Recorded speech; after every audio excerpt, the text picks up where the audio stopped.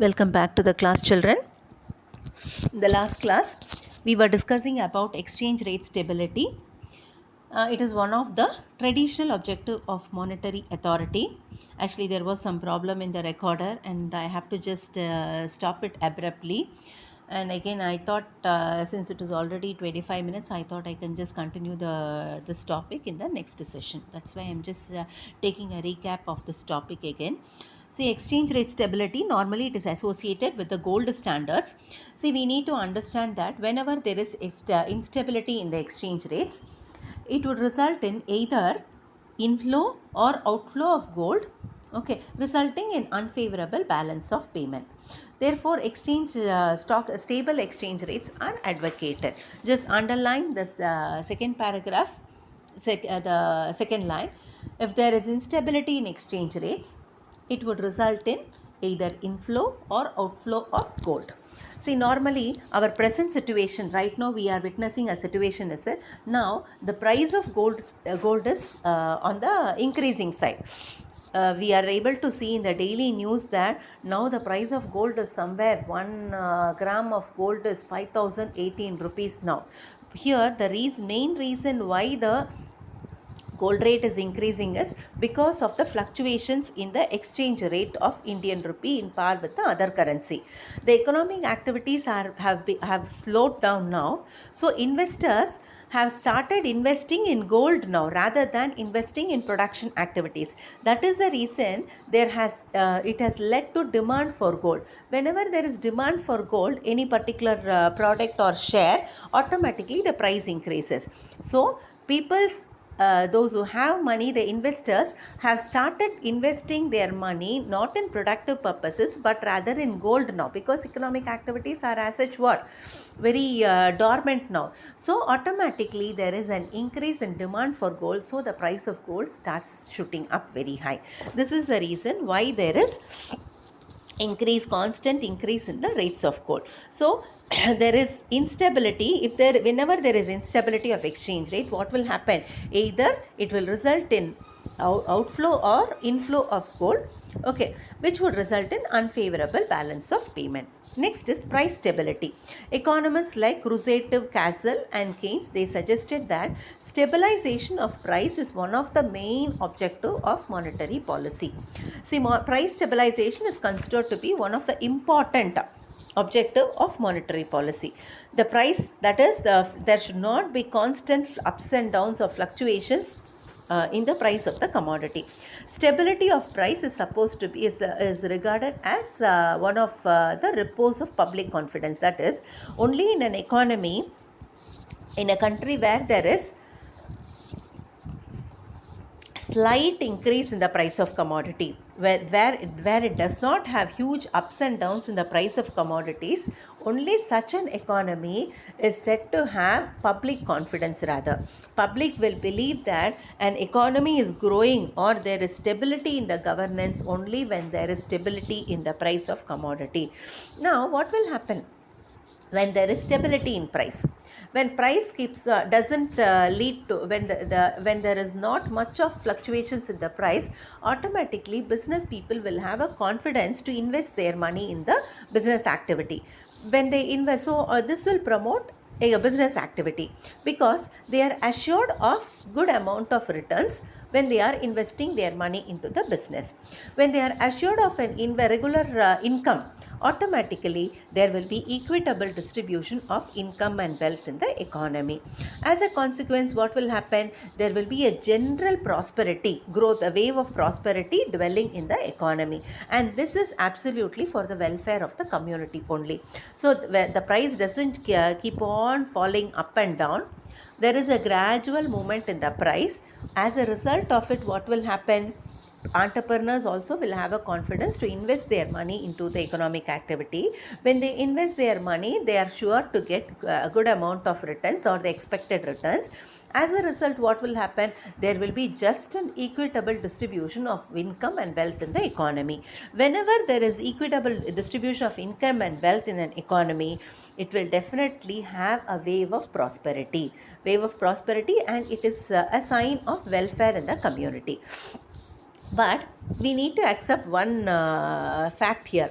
Whenever we say price stability, it does not mean price rigidity, not sticking on to the same price. Okay, rigidity means what? Fixing to a same level of price is rigidity, but price rigidity is totally different from price stability. Price stability means not go the price of goods and services when it faces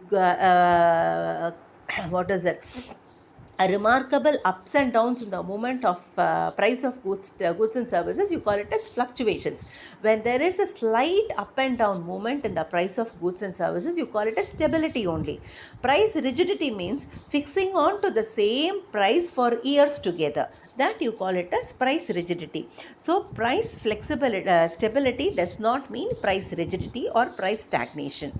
A mild increase in price level, what does it provide? It provides a tonic for economic growth. Okay, it keeps all virtues of stable price. Okay, or it keeps all virtues of stable prices. Whatever the merits which are associated with stable price will be there when there is price stability. Okay, next is full employment. During the time of depression, it results in what? Mass unemployment. Okay, and unemployment would have increased very rapidly, and whenever there is unemployment, it is really a social danger or a social what is that, disaster rather. So automatically it results to economic waste and morally deplorable, actually rather. Morally deplorable means something which is not acceptable. When huge level of unemployment is there, when unemployment keeps on increasing, it is really dangerous for an economy, and as such it is not acceptable also. So the main objective of monetary policy is to see that every time in an economy full employment is being restored. Okay, to create full employment opportunity is one of the main objective of monetary policy. So in the publications, in the books of James Keynes, General Theory of Employment, Interest and Money, which he has written in the year 1936, the main objective of full employment is gained through support of chief objective of monetary policy. One of the main objective of monetary policy is what? Restoring full employment opportunity. Next is economic growth. Economic growth is a process whereby the real per capita income of the country increases over a long period of time. Here they have mentioned not the per capita income, real per capita income. Real per capita income means not the money value, the real value of national income should increase. Okay, real value of national income is associated with price of goods and services. See, when your money income increases, price also increases. What happens to your real income? It falls down. But here he says that, James Keynes says that the real per capita income of the country should increase over a long period of time, which means there should be increase in national income together with stability in price. When only these both go hand in hand with each other, there will be real increase in the per capita income, which implies an increase in the total physical or real output, production of goods for satisfaction of human wants. So here it means that the real income of people increases, there should be real output of goods and services.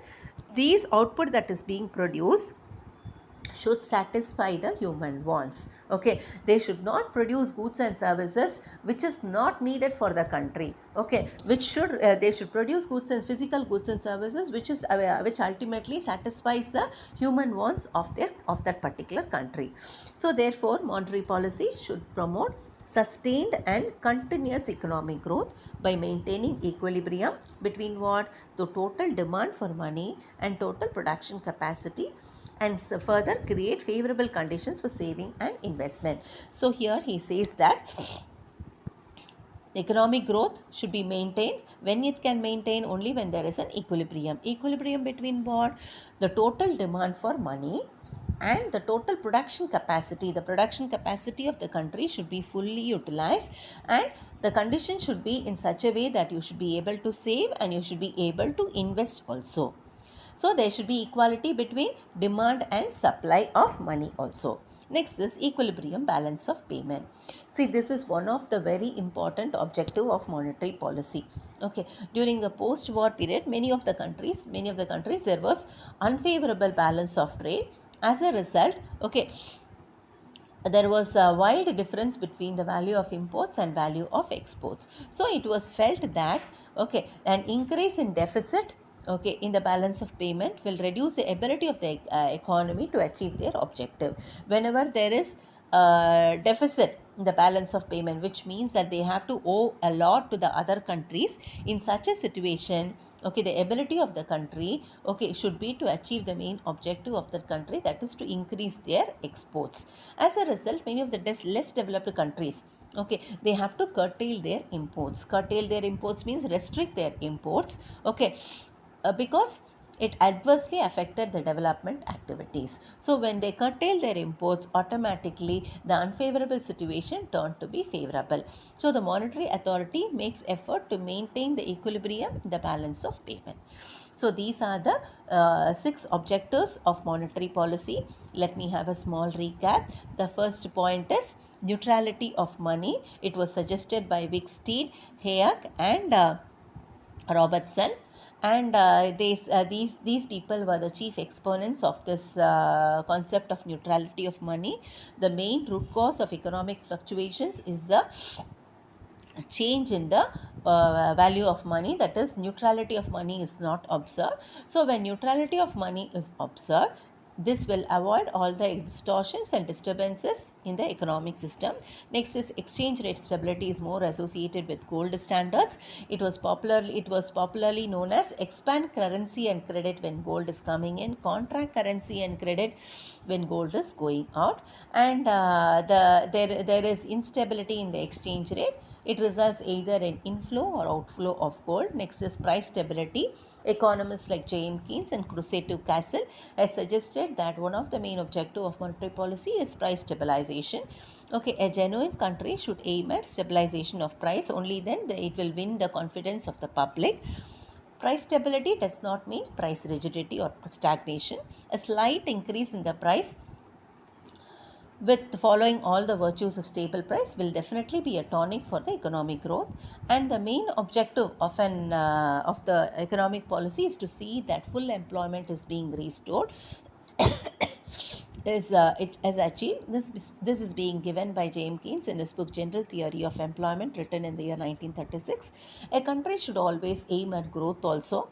Growth means not the money national income. The real per capita income of the country should grow, which means that real per capita income means there should be increase in the national income followed by stabilization of price. Next is equilibrium in the balance of payment. The value of imports and the value of exports in terms of money should be equal, that is there should be favorable balance of trade. Suppose a country is witnessing unfavorable balance of trade, it has to restore by restricting its imports. So these are the objectives of monetary policy. The next topic what we are going to see now is the recent developments in banking sector. The topic what I am going to take now is absolutely very easy for you, because it is totally related to online banking, which is known as internet banking. First, let us see under the recent advancements in banking system, let us see e-banking. First, e-banking is nothing but electronic payment system. This enables the customers of a bank, okay, or other financial institutions to conduct a wide range of financial transactions through websites itself. Nowadays, we make the payments, okay, we buy through websites itself, we make the payments online itself, okay, we never use any check or demand draft or anything, because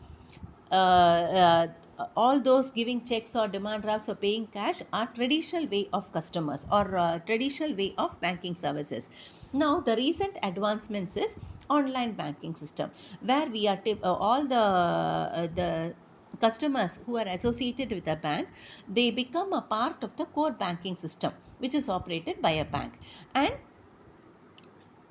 it is totally a virtual banking. Rather, we don't see the banks in reality, but we see everything online, okay, where we are directly connected to the bankers. through the medium of internet. Because of this, we are able to get the goods at a lower cost than the traditional brick or mortar banks. Otherwise, just imagine, whenever you wanted to buy something, first you need to go to the bank, you need to stand in a long queue, take your cash, and then go to buy a product. But right now it is not like that. In case of online banking, whenever you decide to buy a product, you pick the product and you do the payment online. Okay, as a result, money from your account, okay, it moves to the account of the seller. Now under this electronic banking, we have interbanks, we have two concepts, that is RTGS, NEFT. Under RTGS and NEFT, interbank transfers, when the money has to be transferred from one bank account to another bank, you call it as interbank transfers. This is made effective through RTGS or through NEFT rather. So here, interbank transfer enables electronic transfer of funds from one account of the remainder in one bank to another account of the beneficiary maintained in any other bank branch also. Here this interbank facility is done through RTGS. Okay, both of these systems are maintained by RBI only. RBI only operates NEFT as well as the RTGS. Currently, there are how many? 23 settlements. Okay, from 8 a.m. to 7 p.m. on all the working days, you will be able to do this NEFT and RTGS. Okay, therefore, the beneficiary can expect to get the credit of the transactions put through 8 a.m. to 5:30 p.m. on all the working days, including the working day. If it is a Saturday, that day is also, on that day also you can do the RTGS or NEFT transfer. For the transactions settled in the 6:30 to 7 p.m. batches on all working days, including Saturday, the credit will be afforded either on the same day or the next working day. Okay, now let us understand what is NEFT. NEFT means Expansion National Electronic Fund Transfer. Here, the transactions happen in batches, hence it is slow rather. Okay, the bankers, they wait for sufficient number of transactions and then they do the bulk transfers of from one account to the other. So the transaction here is a little slow. The timings here is from 8 a.m. to 6:30 p.m. till 12:30 on Saturdays. There is no minimum limit, even 1 rupee you can transfer here. But whereas in RTGS is real time gross settlement. Here the transaction, it happens in real time, hence it is faster.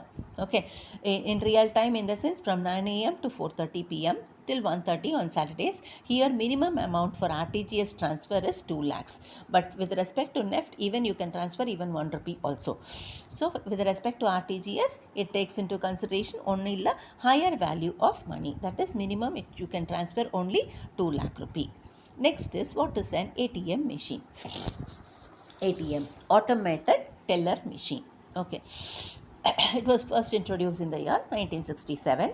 Okay, it is in fact a very big revolution which has happened in the banking services, because otherwise, just imagine, you need to go to the bank to take a cash. Okay, it is like an Apple Pay or a Google Pay or Google Wallet. Okay, the next revolution in ATM is likely to involve contactless payment. Okay, much like right now we are using, is it Google Pay, okay, Apple Pay we are using, okay, where the transactions are being done using the smartphones.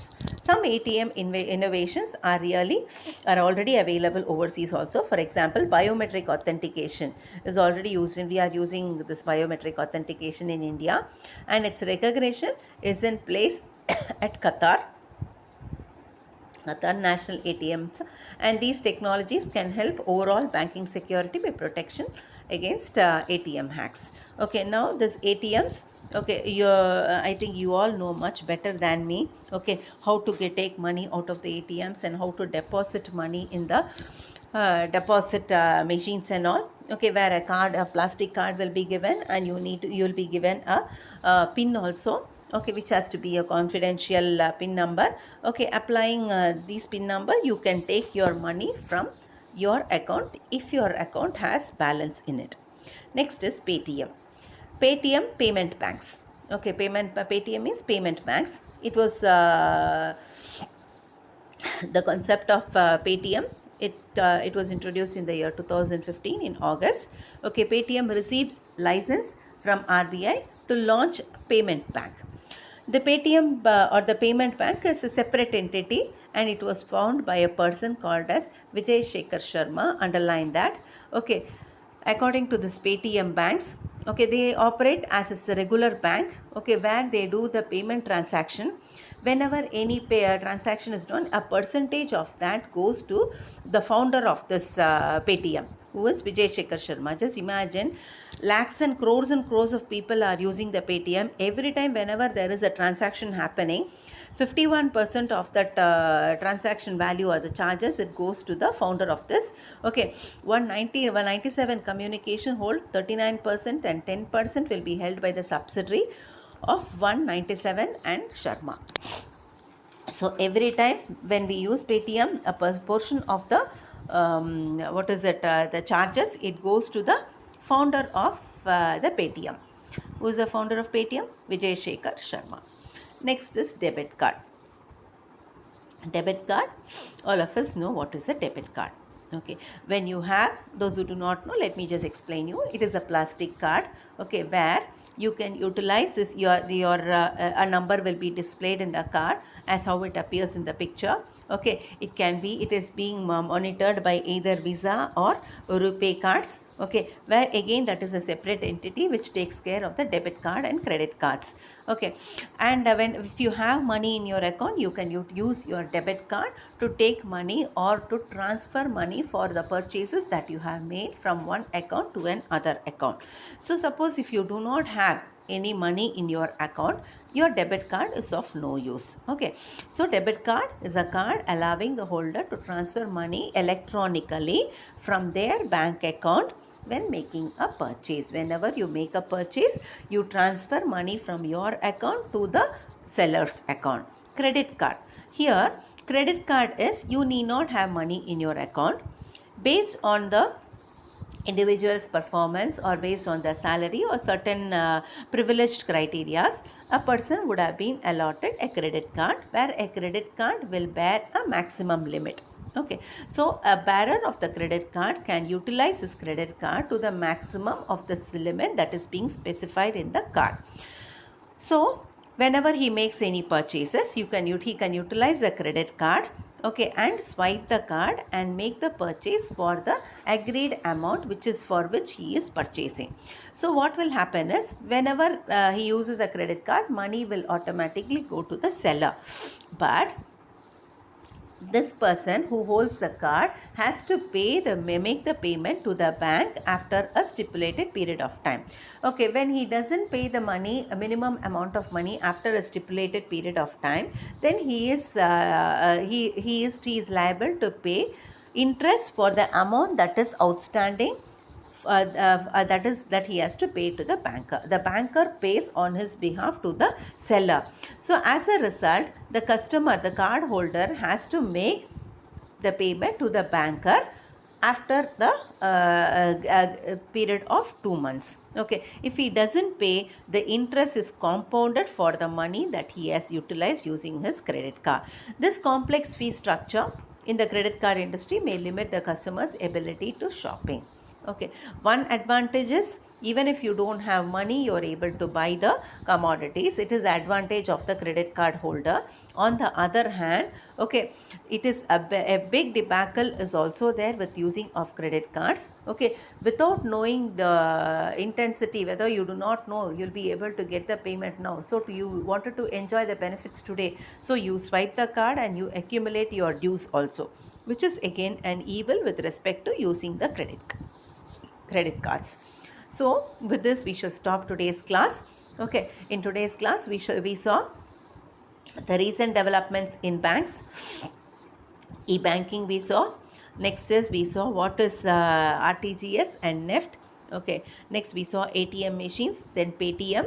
Underline who was the founder of Paytm, debit cards and credit cards. With this, I shall stop the class today. And with respect to the homework, I shall just give you in the WhatsApp itself. Okay, I shall just look into the topic, what all has to be learnt now, then I shall give you the homework. Thank you, children. Have a good day. Bye.